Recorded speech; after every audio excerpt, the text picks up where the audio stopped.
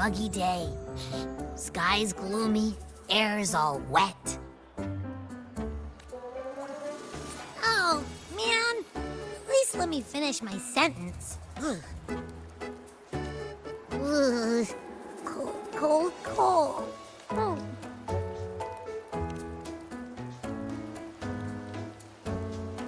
All right.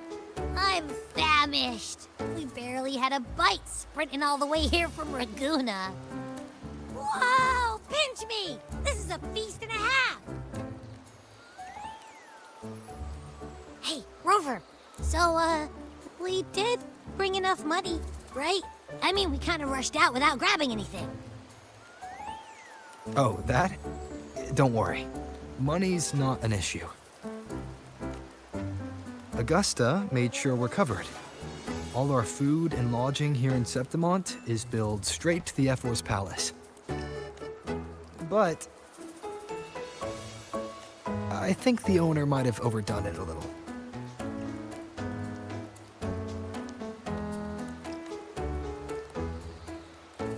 Ha! Better get used to it. You're the champ of the Great Aegon. And you know me. If food's on offer, I'll be a scoffer. Yeah, no leftovers, guaranteed.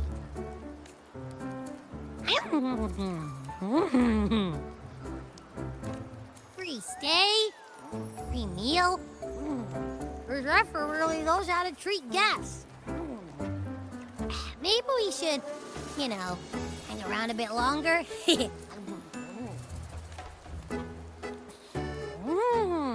This smells amazing!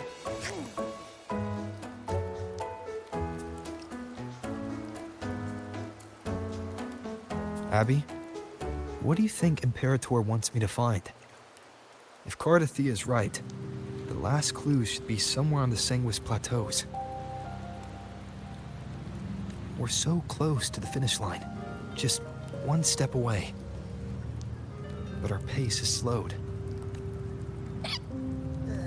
Relax. We're already back in Septimont. What's the rush? I remember Lupa said there's this weird blight cloud hanging over the Sanguis Plateaus. And when the high tide, or whatever, rolls around, all the gladiators go there to hunt Tacit Discords. Wait, is the high tide coming up soon? The Aphra's invite did say something about a big hunt. Huh, that reminds me. Aren't we supposed to meet her today? A messenger came this morning. Augusta is dealing with an emergency, so our meeting's postponed. It looks like it'll be a while. An unexpected change. It's throwing everything off course. I don't like the feel of it. And why me for this hunt? If it's about the Great Aegon, the messenger said none of the other gladiators were invited. Who knows? Maybe she just wants to test her strength against you. Typical Septimontian, right? You think so? I've only met her a few times, but I doubt she acts on such simple impulses. And as the F4, can she really thoughtlessly do whatever she wants? Guessed from afar, you possess eyes as clear as crystal, but what troubles you so that eyes once bright as the highland sky now darken with rolling clouds?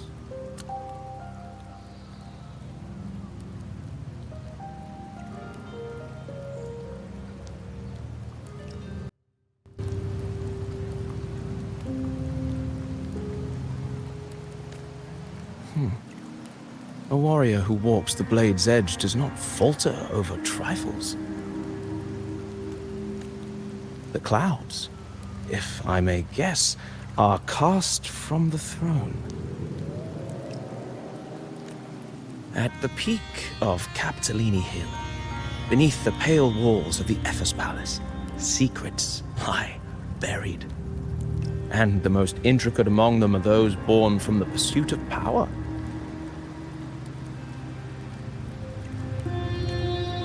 Even one as honorable as the Effa must learn when to be ruthless. In Septimont, a city forged in iron and blood. Anyone who seeks the throne without knowing the cost is no better than a lamb marching to the butcher's knife.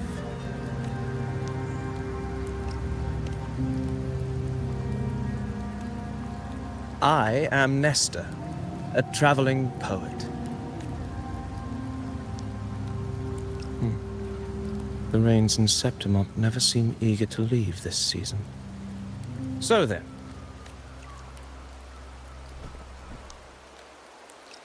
if you are curious about the effort, then allow me to say that nothing would honor me more than to offer even a modest service to the champion of the great Aegon. Wait, how do you know he's the champion? And all that stuff about the F-word, too. Oh, your eyes. Were we talking too loud? To see and to hear are but two of the many ways to perceive. Trusting the senses is a habit, a natural expedience, but not the only option. Truth be told, I've been gathering inspiration for my next epic, and its protagonist is none other than Augusta, the Ephor of Septimont.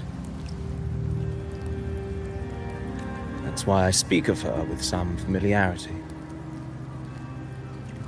I have a feeling your tale with her will soon be written. And knowing more about those who walk alongside you is rarely without its benefits.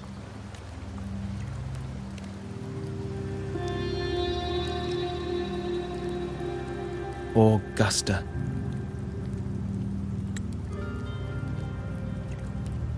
A girl of humble birth, a resonator of modest talent, a commoner without noble patronage. And yet, from the den of wolves that is Septimont City, she rose and eventually claimed her place. Just like the burning sun was once a cloud of dust.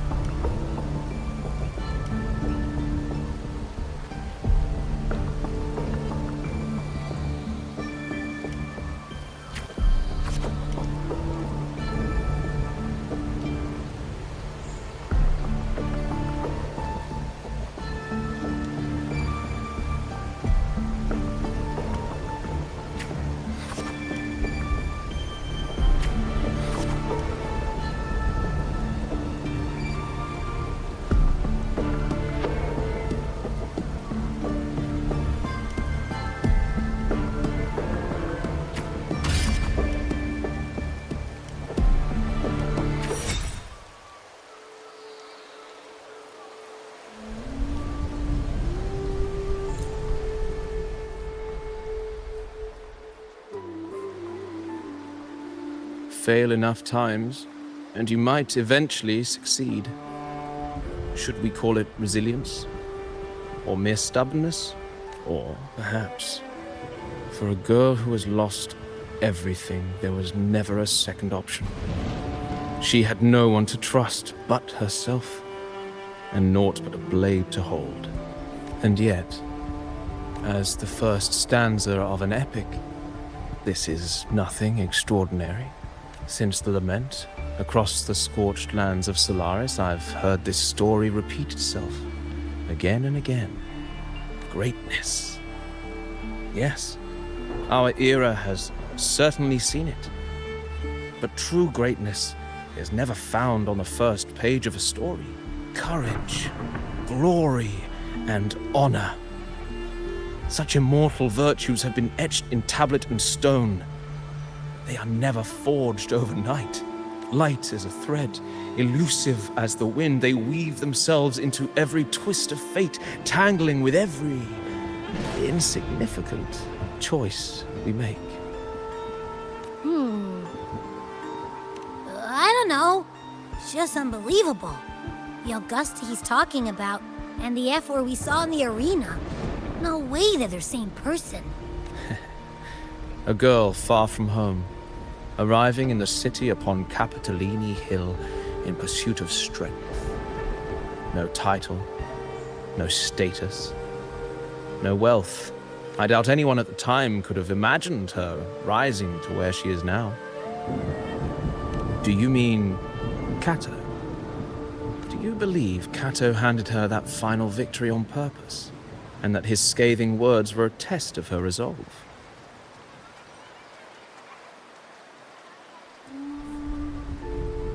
Then Cato must have been an idealist, to place his faith in a girl with nothing to her name. Now, why don't we keep this question in mind and see where the story leads us?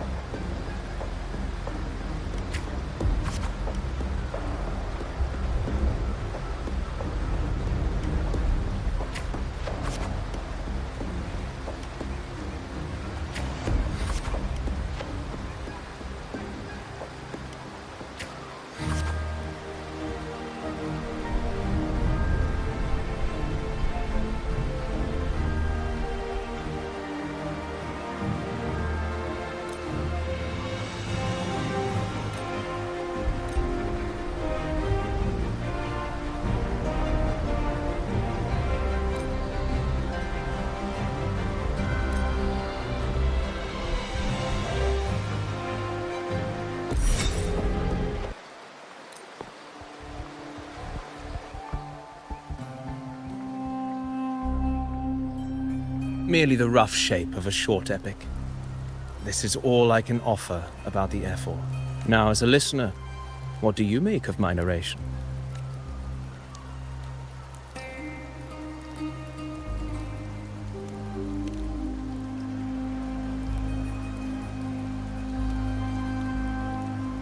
In this, you are right. Poetry can only offer a glimpse of the true story. The reality of people, events, and things slips beyond the grasp of words. I do not belong in the pages of the epic, so I remain confined to the observer's gaze. I can imagine events and emotions unfold, but I cannot truly recreate them. Here's some advice for you, though I hesitate to call it such. If you want the truth of a story, step into it. Become part of it. The opportunity stands before you now. As I've said, the tale between you and Augusta, the hero of Septimont, is only now turning its next page.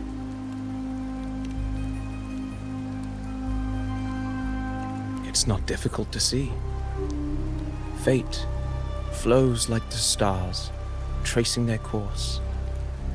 Your destination is written in the steps you take.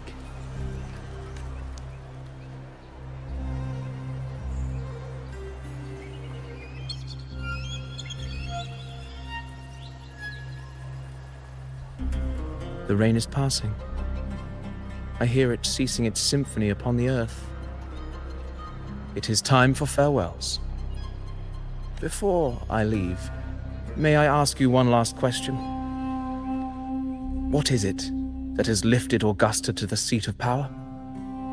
What is it that makes a ruler?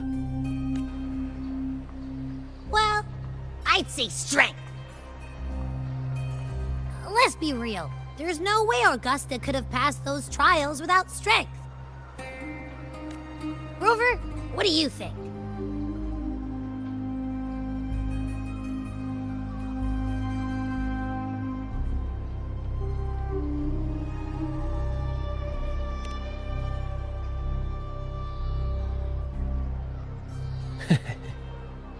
You needn't rush to answer now. Keep it in mind as you continue your journey. When the final chapter is written, the answer will reveal itself. Farewell, my friend. Our paths crossed by fate and by chance.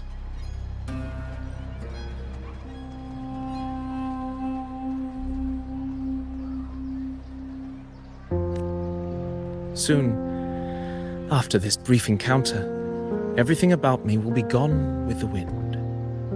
But you, your epic continues.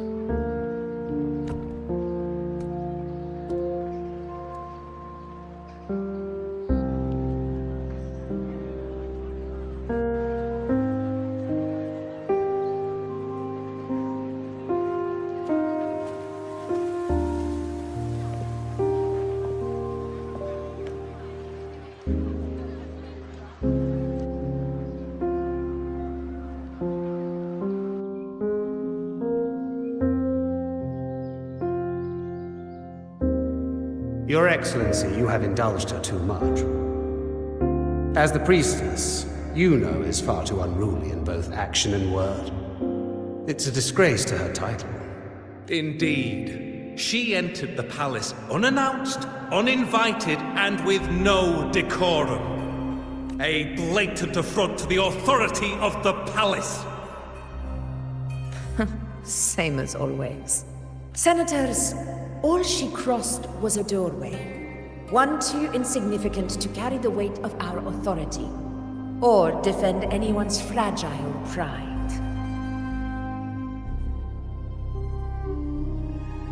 Let us not forget, it is not the walls of Capitolini Hill that command fear. It is my will, my sword, and our relentless conquest. I know your fear. You fear a priestess's voice drowning yours, and a rebel challenging the Senate's rules. But listen well. Power does not bow to sycophants, cowering behind their traditions. If you seek power, then step from the shadows. Face me, and prove yourself worthy.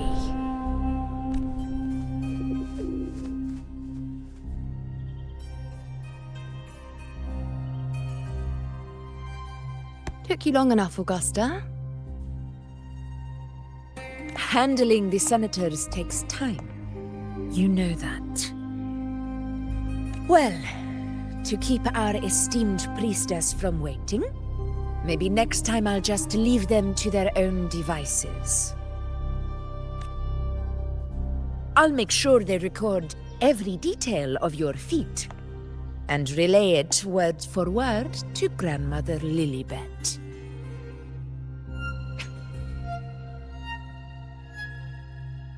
Priestess Iuno. Unruly behavior left Tetragon Temple without permission and trespassed into the Ephor's palace. I wonder, who will lose it first? Lilibet or you? Let those old foxes report me all they want.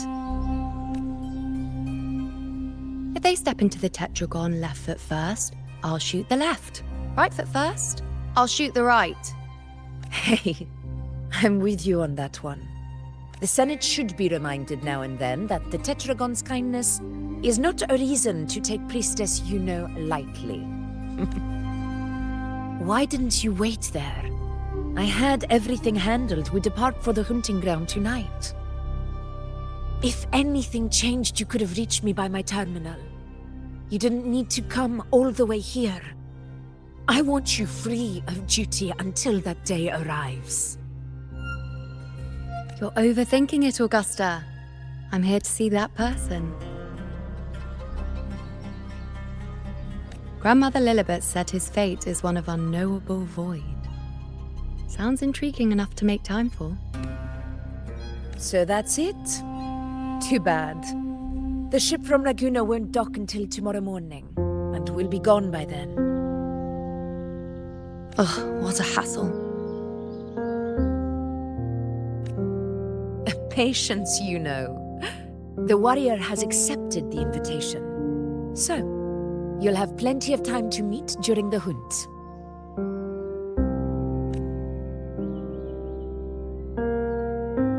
Is there something else you want to say?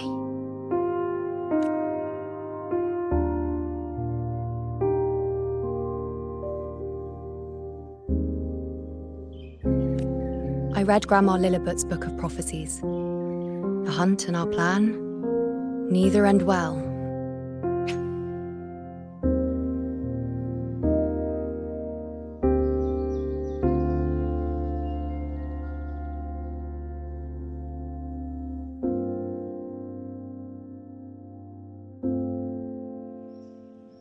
Are you sure we should go through with this? Risk does not trouble me. Peril simply requires greater strength.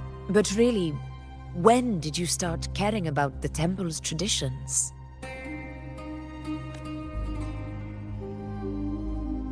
O ye faithless of Septimont, the divinity is enraged. Should your ruler defy their will again, doom shall be your fate.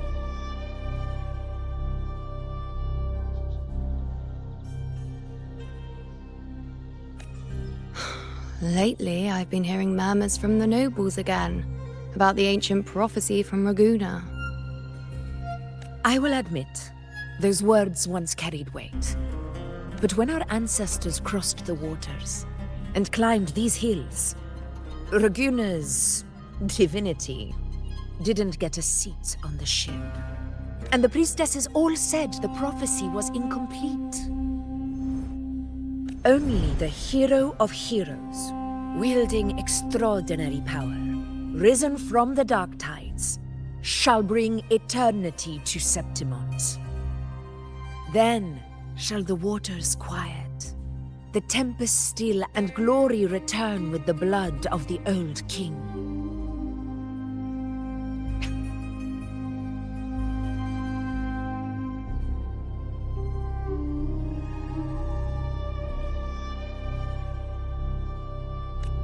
Do not forget, this is the other half of the prophecy. Fabius, Attilius, Valeria, one after another, these heroes have saved Septimon from the brink of ruin.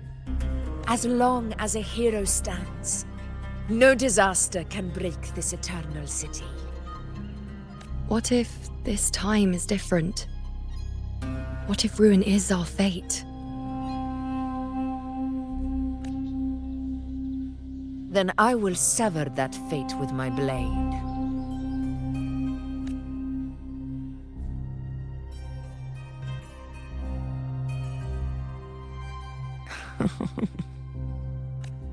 What's so amusing?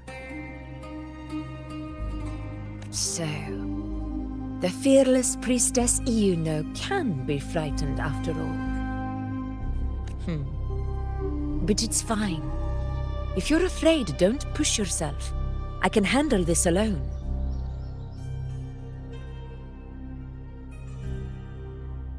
Most revered priestess, wait for me in the temple. I shall return victorious. Frightened. Me? If anything, it's you, trying to shut me out and face it alone. Fine. Go ahead. You'll come back to me sooner or later. That I can't deny. I knew it. So you do need me for this hunt. Thank you. You know. Why are you saying this?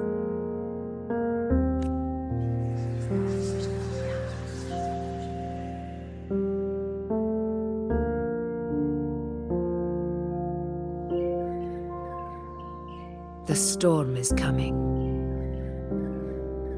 Come, you know, my friend. The best way to greet a storm is to walk straight into it.